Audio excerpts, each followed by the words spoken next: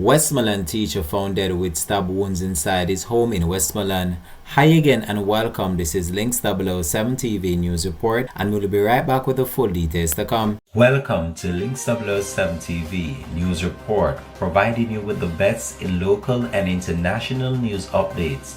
This is a place where you can get the most reliable and informative news information.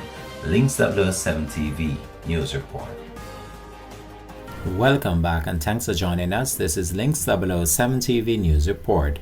A primary school teacher was found dead with stab wounds inside his home in Bluefields, Westmoreland on Sunday afternoon, the police have confirmed. The deceased has been identified as 39-year-old Andre James, who was reportedly employed to the Little London Primary School.